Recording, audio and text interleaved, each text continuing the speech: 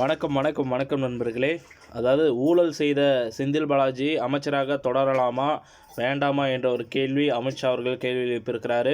அதை பற்றின ஒரு முழுமையான தகவல் தான் இந்த வீடியோவில் பார்க்க இருக்கிறோம். நம்ம சேனலுக்கு நீங்கள் புதுசாக இருந்தீங்கன்னா ஒரே ஒரு சப்ஸ்கிரைப் பண்ணி பெல் ஐக்கானை கிளிக் பண்ணி வச்சுக்கோங்க. நம்ம சேனலில் வர அப்டேட்ஸ் எல்லாமே பார்த்திங்கன்னா மிஸ் பண்ணாமல் இருக்க இது ரொம்ப உதவிகரமாக இருக்குங்க. அதாவது செந்தில் பாலாஜி அவர்கள் கிட்டத்தட்ட பார்த்திங்கன்னா 30,000 கோடிக்கு மேலே பார்த்திங்கன்னா ஊழல் செஞ்சுருக்கிறாரு. ஸோ அந்த ஊழலை தொடுத்த பார்த்திங்கன்னா இப்போ அவர் புழல் சிறையில் இருந்துகிட்ருக்கிறாரு. அது மட்டும் இல்லாமல் அவருக்கு இதய பிரச்சனை இருந்து அறுவை சிகிச்சை செய்யப்பட்டது இல்லையா, அதன் காரணமாக அவருக்கு பார்த்திங்கன்னா சொகுசு அறையில் பார்த்திங்கன்னா வைக்கப்பட்டிருக்கிறார். அது மட்டும் இல்லாமல் மருத்துவ கண்காணிப்பில் இந்திய மாநிலம் தமிழகத்தில் உள்ள திமுக கட்சியை பார்த்திங்கன்னா குடும்ப கட்சி என்று கூறியது மட்டுமல்லாமல் ஊழல் செய்த செந்தில் பாலாஜி அமைச்சராக தொடரலாமா என்று அமித்ஷா நேற்று உரையாற்றினார்.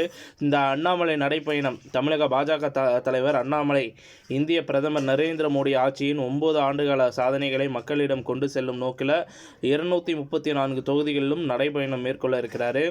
வருகிற 24ஆம் தேதி ஓகேங்களா, வருகிற 24ஆம் ஆண்டு நாடாளுமன்ற தேர்தலை முன்னிட்டு என் மண் என் மக்கள் மோடியின் தமிழ் முழக்கம் என்ற கோஷங்களை எழுப்பி நடைபயணம் மேற்கொள்ள இருக்கிறார். தமிழகத்தில் 5 பகுதிகளாக இந்த பயணம் மேற்கொள்ளப்படுகிறது. அதாவது மொத்தமாக பார்த்திங்கன்னா கிட்டத்தட்ட 234 தொகுதிகளில் 168 நாட்கள் மேற்கொள்ளப்படும் இந்த நடைப்பயணமானது 1700 கிலோமீட்டர் தூரம் நடந்து செல்லும் வகையிலும் 900 கிலோமீட்டர் தூரம் பார்த்திங்கன்னா வாகனம் மூலம் செல்லும் வகையிலும் திட்டமிட்டுள்ளது.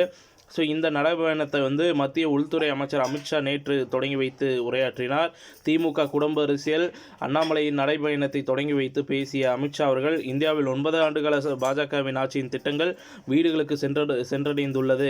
ஸோ வருகிற தேர்தலும் மக்கள் பாஜகவிற்கு ஆதரவை அளிப்பார்கள் என்று கூறினார்கள். மேலும் பேசிய அவர் தமிழகத்தில் உள்ள நலத்திட்டங்களுக்கு மத்திய அரசு பல கோடி நிதியை ஒதுக்கியுள்ளது. ஊழல் செய்த செந்தில் பாலாஜி அமைச்சராக தொடரலாமா என்று அண்ணாமலை ட்வீட் செய்தால் திமுக ஏன் அஞ்சுகிறார்கள் என்ற கேள்வியும் எழுப்பியுள்ளனர். குடும்ப கட்சிகள் இணைந்து தான் பார்த்திங்கன்னா கூட்டணி நடத்துகின்றன. அதனால் அவர்கள் வீட்டுக்கு மட்டும்தான் நன்மை நாட்டிற்கு இல்லை. தமிழகத்தில் அண்ணாமலை மேற்கொள்ளும் இந்த நடைபயணம் திருப்பு முனையை ஏற்படுத்தும். இதனிடையே அப்படின்ற மாதிரி பார்த்திங்கன்னா அமித்ஷா பேசியிருக்கிறாரு. இதனிடையே அமித்ஷா இன்று ராமேஸ்வரம் சாமி தரிசனம் செய்துள்ளார்.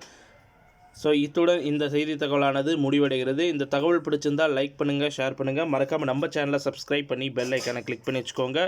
நன்றி, வணக்கம்.